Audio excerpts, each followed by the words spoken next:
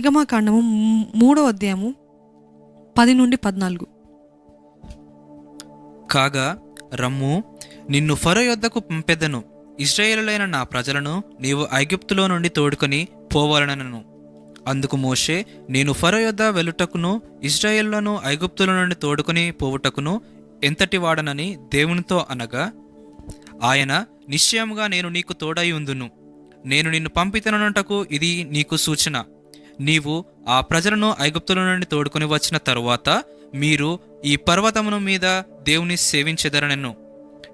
మోషే, చిత్తగించుము, నేను ఇశ్రాయేలు యొద్దకు వెళ్ళి వారిని చూచి, మీ పితరుల దేవుడు మీ యొద్దకు నన్ను పంపెనని వారితో చెప్పగా, వారు ఆయన పేరేమి అని అడిగిన ఎడల వారితో నేనేమి చెప్పవలనని దేవుణ్ణి అడిగెను. అందుకు దేవుడు, నేను ఉన్నవాడును అనువాడనై ఉన్నానని మోషేతో చెప్పెను. మరియు ఆయన ఉండునని వాడు మీ యొద్దకు నన్ను పంపెనని నీవు ఇశ్రాయేలులతో చెప్పవలనను. గమనించారండి, గాడ్ ఇస్ సేయింగ్, నేను ఎలాగ వెళ్ళాలంటే God is saying I am with you. ఈరోజు దేవుడు మీకు మళ్ళీ గుర్తు చేయమంటున్నాడు ఏంటంటే, మీకు పోరాటం ఉండొచ్చు, మీరు వాగ్దానం పొందుకొని ఉండొచ్చు, పోరాటం ఉండొచ్చు, ఇవన్నీ ఉండొచ్చు, కానీ what is it? I am with you. నేను మీతో ఉన్నా. ఈ వాగ్దానాలతో పాటు పోరాటాలు వస్తే ఏం చేయాలి అనేటువంటి మీ ప్రశ్నలు మీకు వస్తే దేవుడు ఈ 7 పాయింట్స్ మీకు చెప్పమంటున్నాడు. Please write it down if you can.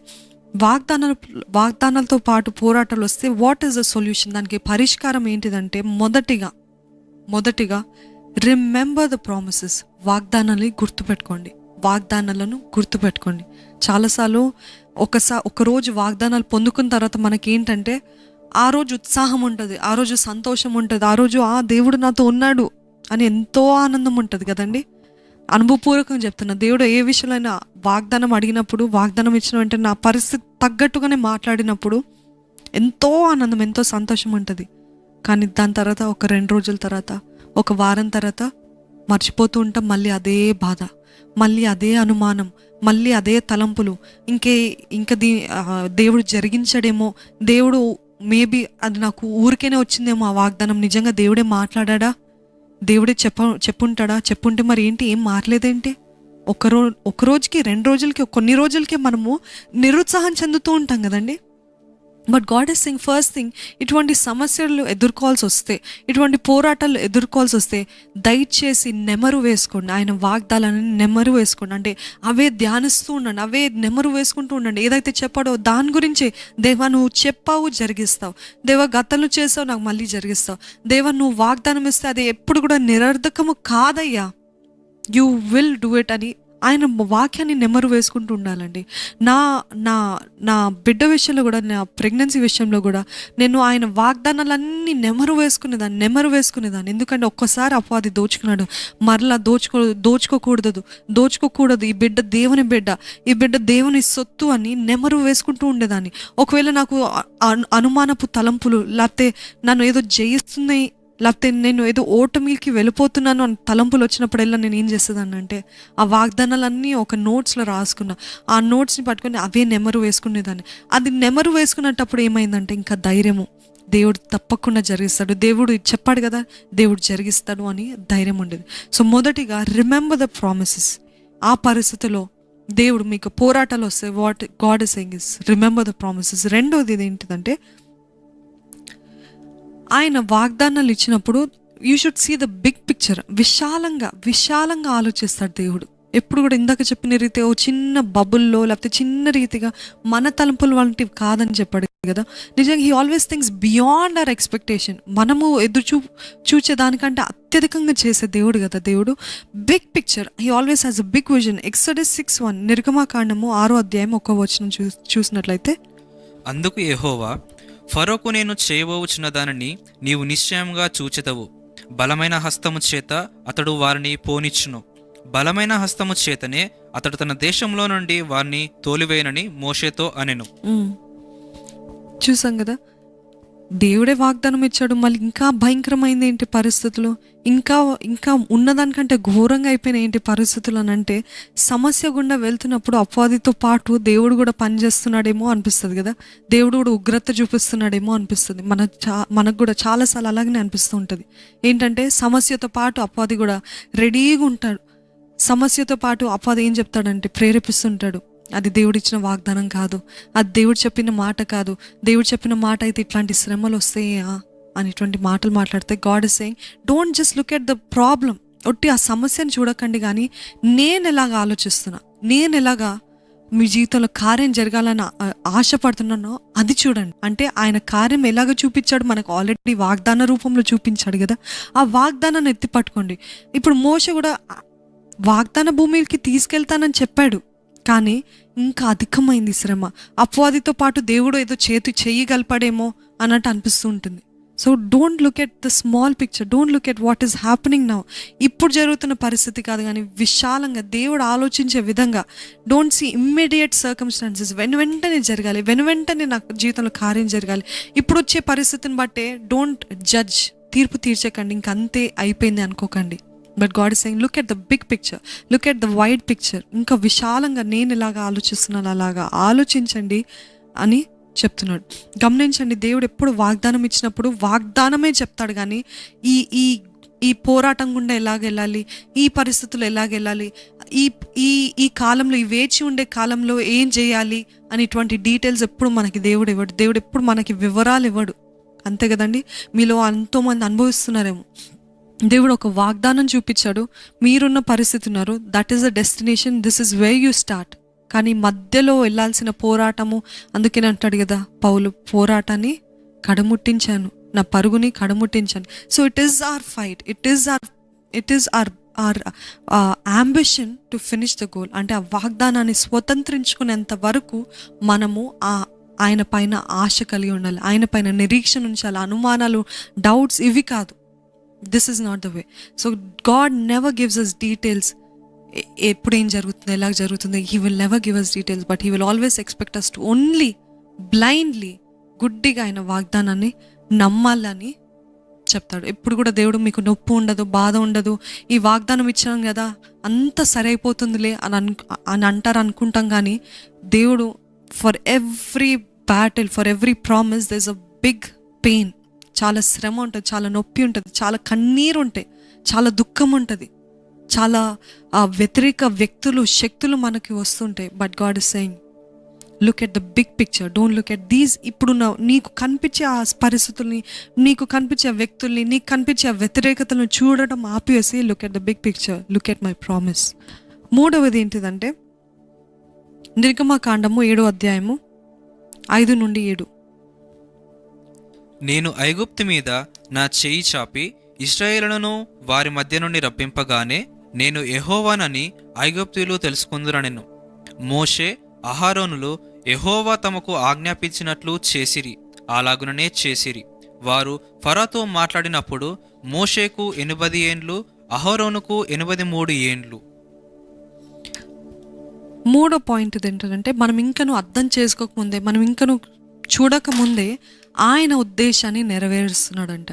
Even before we see it, even before we understand it, God is already in the process of fulfilling his promise. అర్థమవుతుందండి? It's always a process, process and a destination అంటాం కదా. వాగ్దానము, ఆ process తర్వాత స్వతంత్రించుకోవడం. ఈరోజు మనం ఇంకను చూడకపోయినా, ఇంకను అర్థం చేసుకోకపోయినా, దేవుడు అంటున్నాడు I am still working behind the scenes. నేను వెనుక ఉండి అన్ని ఆ వాగ్దానాల నెరవేర్పు కోసం నేను అన్నీ నీకు సిద్ధపరుస్తున్నాను, మీకోసం సిద్ధపరుస్తున్నాను, మిమ్మల్ని బలపరుస్తున్నాను. ఈ శ్రమ అనుకుంటున్నారేమో, నొప్పి అనుకుంటున్నారు, ఆ వాగ్దానం పొందుకోవాలంటే మీరు ఈ శ్రమ పడాల్సిందే. ఆ వాగ్దానాన్ని స్వతంత్రించుకోవాలంటే మీరు ఈ కష్టం గుండా వెళ్ళాల్సిందే. ఆ వాగ్దానాన్ని స్వతంత్రించుకోవాలనుకుంటే మీరు ఈ కన్నీరు విడవాల్సిందే. It doesn't come easy, nothing great comes easy. ఏది కూడా గొప్పవి, ఏది కూడా మేలైనవి తొందరగా చాలా సులభంగా రావు. కానీ అన్నీ కూడా మనం పోరాడి గెలుచుకోవాలి. విడిపిస్తాడు అన్నాడు నిర్గమకాండంలో, ఇప్పుడే చదివిన రీతిగా విడిపిస్తానన్నాడు. ఇశ్రాయేలుని విడిపిస్తా అన్నాడు, బానిసత్వంలో విడిపిస్తా అన్నాడు. కానీ నీళ్ళు రక్తంగా మారుతాయని చెప్పాడా? ఈ డీటెయిల్స్ ఇచ్చాడండి, వివరాలు ఇచ్చాడా? పాము కట్ట కింద వేస్తే పాములు అవుతాయి అని చెప్పాడా? లేకపోతే కప్పలు వచ్చేస్తాయి అని చెప్పాడా? లేకపోతే మొదటి కుమారులు జ్యేష్ఠులు చనిపోతారని చెప్పాడా? ఇవన్నీ వివరాలు ఇచ్చారనుకుంటున్నారా మోషేకి? He never gives us any details. వివరాలు ఎప్పుడు ఇవ్వడు. కానీ God just wants us to trust his promise and work for the promise. ఆ వాగ్దానం కోసం పని చేయాలని, పోరాడాలని ఆశపడతాడు. కానీ వివరాలన్నీ పొందుకుని దానికోసం మనల్ని సిద్ధపరచాడు. కానీ ప్రతి నిమిషంలో మనం ఎదుర్కొనే ఆ పరిస్థితికి కావాల్సిన శక్తిని, సామర్థ్యాన్ని దేవుడు మనకు ఆ పూటకి, ఏ పూటకు ఆ పూట అనుగ్రహిస్తాడు. మోషేకి ఏం వివరాలు ఇవ్వలేదు. ఇంత కష్టం ఉందని ఎప్పుడు చెప్పలేదు. నేను తీసుకెళ్తానని చెప్పాడు. కానీ నువ్వు ఇంత శ్రమ కూడా గమనించారండి? ఆ మండే పొద దగ్గర ఉన్నప్పుడు నువ్వు తీసుకెళ్తావు, నువ్వు ఎవరు అని చెప్పాలి అని అడిగినప్పుడు ఏమంటాడు? నేనే దేవుణ్ణి, లేకపోతే I am that I am అని చెప్తాడు కదా. సో గాడ్ నెవర్ మీరు అనుకుంటున్నారేమో వై ఐ మైట్, మీరు వెళ్ళాల్సిందే. There is no way. If you want the promise, మీకు వాగ్దానం కావాలంటే తప్పకుండా దీని గుండా వెళ్ళాల్సిందే. మనకు ఆయన చేసేవన్నీ అర్థం కాదండి. వాగ్దానాన్ని నిలబెడతాడా అనేటువంటి ప్రశ్నలు వస్తుంటే అవును. వివరాలు ఇస్తాడా? లేదు. ఎందుకంటే ఆయన ఆశ ఏంటంటే విశ్వాసంలో, నమ్మటంలో ఆ రీతిగా మనము పరిగెత్తాలని, ముందుకెళ్ళాలని. కొన్నిసార్లు ఆయన హస్తము మన జీవితంలో బలంగా కనిపిస్తుంది, కొన్నిసార్లు ఆయన హస్తము దాగి ఉన్నట్టు ఉంటుంది. లేకపోతే మన జీవితంలో ఎటువంటి కార్యం జరగట్లేదేంటి అనే పరిస్థితిలో ఉంటుంది. But God is saying just believe what I said. నేను ఏది చెప్పానో అది నమ్ము, దానికోసం నువ్వు ప్రయాసపడు, దానికోసం నువ్వు సిద్ధపడు, దానికోసం మీరు పోరాడండి. కానీ but don't take a back step. వెనకడిగేయండి. వాగ్దానానికి, నెరవేర్పుకి చాలా స్పేస్ ఉంటుంది. ఇందాక చెప్పినట్టు there is always a big space. కొన్నిసార్లు వాగ్దానాలు ఇట్లా వెంటనే నెరవేర్చబడితే, కానీ ఇందాక చెప్పినట్టు గొప్ప ప్రామిస్, గొప్ప వాగ్దానాలు అంటే టైం పడుతుంది, సమయం పడుతుంది.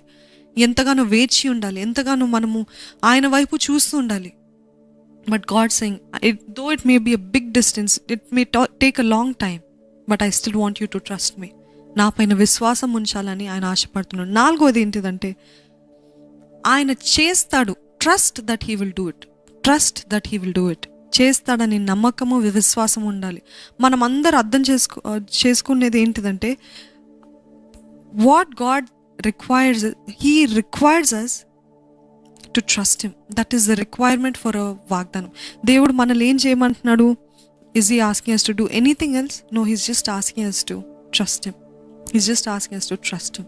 This is the only reason that he promises and he gives us time. ఆ సమయం ఎందుకు ఇస్తాడంటే ఆ అనుమానాలు వచ్చే సమయంలోనే, అన్ని వ్యతిరేకతలు వచ్చే సమయంలోనే, అన్ని వ్యతిరేక వ్యక్తులు లేకపోతే మాటలు, లేకపోతే ఇది కాదులే అని చెప్తూ ఉంటారు కదా మనుషులు. ఎందుకు అంత ఆశపడతావు, ఎందుకు అంత గొప్పగా ఆలోచిస్తావు, అవి జరగవు, మన స్థితి ఏంటి, మన పరిస్థితి ఏంటి, నువ్వేంటి అంతగా ఊహించుకుంటున్నావు అనేటువంటి మాటలు ఎప్పుడూ వస్తుంటాయి కదా. But God is saying I only require you to do one thing. What is that one thing? నమ్మండి. Just trust. I'm only asking. Qualification అడుగుతున్నానండి. ఏంటా క్వాలిఫికేషన్? డబ్బులు కాదు, డిగ్రీలు కాదు, ఇవి కాదు, but only that you will believe in me. అందుకని అంటాడు కదా, వెర్రివారిని ఏరుకుంటాడంట గనులని సిగ్గుపరచడానికి, బలహీనులు ఎన్నుకుంటాడంట బలవంతుల్ని సిగ్గుపరచడానికి. ఎందుకంటే వెన్ బలహీనులైన మనము, వెర్రివారైన మనము ఆయన పైన విశ్వాసం ఉంచితే ఆయన ఎంత గొప్ప కార్యం చేయగలుగుతాడో చూపించడానికి he will use us. So trust that he will do it.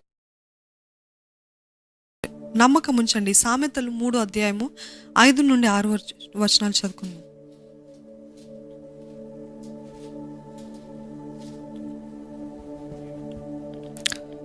సామెతలు 3:5 నుండి 6. మీ స్వబుద్ధిని ఆధారము చేసుకొనక నీ పూర్ణ హృదయంతోనూ యెహోవాయందు నమ్మికయుంచుము. నీ ప్రవర్తన అంతటి యందు ఆయన అధికారమునకు ఒప్పుకొనుము. అప్పుడు ఆయన నీ త్రోవలను సరాలము చేయును. మనందరికి తెలిసిన వాక్యే కదండి. మీ స్వబుద్ధి పైన ఆధారం చేసుకోకండి, మీ అనుమానాలపైన ఆధారపడకండి, కానీ మీ పూర్ణ హృదయంతో దేవుని పైన ఆధారపడండి. పూర్ణ శక్తితో ఆయనని నమ్మండి. వాట్ ఎవర్ యు సీ, మీ చుట్టూ ఎట్లా ఉన్నా పర్వాలేదు, but God is saying trust me, just trust me. ఎన్నోసార్లు మనకి ప్రశ్నలు నేను గత కొన్ని వారాల క్రితం చెప్పాను, ప్రశ్నలు వస్తున్నాయంటే అది అపవాది నుండి వస్తున్నాయి. ప్రశ్న అంటే అదే మొదటిగా పడాల్సిన అవ్వ పడింది ఎక్కడ అంటే అవ్వది సర్పము ప్రశ్నించాడు కదా, ఇది ఎలాగూ సాధ్యము, ఇది జరుగుతుందా అనేటువంటి ప్రశ్నలు వేసినప్పుడే అవ్వకి డౌట్ వచ్చినప్పుడే అప్పుడు పడిపోయింది కదండి. ఎప్పుడైతే ఆ డౌట్స్ అంటే when God says don't do it or లేకపోతే డూ ఇట్ అని చెప్పినప్పుడు డౌట్స్ తోటి ముందుకెళ్ళామనుకోండి మనం పడిపోతాం. అనుమానాలు వచ్చినాయి అనుకోండి పడిపోతాం. అనుమానాలు లేకుండా, క్వశ్చన్స్ లేకుండా చెప్పింది దేవుడు చేస్తాడు, చెప్పింది దేవుడు నెరవేరుస్తాడు అనే విశ్వాసం ఉంటే తప్పకుండా ఎన్ని కష్టాలైన. ఇప్పుడు క్వశ్చన్స్ ఫ్రమ్ ఫరో అడిగాడు, ఎలాగ తీసుకెళ్తావు, ఎట్లా చేస్తావు అని అడిగాడు. అంటే ఇందాక చెప్పాను కదా, ఫరోకి సాదృశ్యము అపవాది. అపవాది ఏంటి, ప్రశ్నిస్తున్నాడు మోషని, ఎప్పుడు తీసుకెళ్తావు, ఎలాగ తీసుకెళ్తావు, ఎందుకు తీసుకెళ్తున్నావు, ఇది సాధ్యమా అనేటువంటి ప్రశ్నలు అడిగాడు. కానీ కఠినమైన స్థలం కానీ దేవుడు అన్నాడు, God only said I am with you. మోషకి చెప్పాడు కదండి, మోషకి మొదటిలోనే చెప్పాడు. ఆ వాగ్దానం అనుకోండి, దేవుడు ఆ ముళ్ళ పొదని లేకపోతే ఆ వాగ్దానం అని చెప్పాను కదా, ఐ యామ్ విత్ యూ అని దేవుడు చెప్పాడు. కానీ మోషే ప్రయత్నాలు చేసేటప్పుడు క్వశ్చన్స్ వస్తున్నాయి. ఎక్కడి నుండి, ఫరో దగ్గర నుండి. ఆ క్వశ్చన్స్కి ఎవరైనా అనుమాన పడాల్సిందే. ఎట్లా చేస్తావు 20 లక్షల మంది, మనం మాకు ఒక 3,000 మంది వస్తేనే అసలు ఎంతమంది అవసరం ఉంటారు సహాయకులు, వాళ్ళందరినీ కోఆర్డినేట్ చేయాలంటే. కానీ జస్ట్ ఇమాజిన్, జస్ట్ ఊహించండి, 20 లక్షల మందిని ఒక్కరే ఒకరు మోషే ఒక్కడే నాయకుడు నడిపించాలి. అప్పుడు ఫరో డౌట్ పెడుతున్నాడు, ఎలాగ చేస్తావు. But God said I am with you, I am with you, నేనున్నాను. So that was enough. అదొక్కటి చాలండి. అదే మనకు కూడా కావాల్సింది. మనకి క్వశ్చన్స్ వస్తున్నాయి, మనకి ప్రశ్నలు వస్తున్నాయి, ఇవన్నీ సాధ్యమా, జరుగుతాయా అనుకున్నప్పుడు God's word, what did God say, I am with you.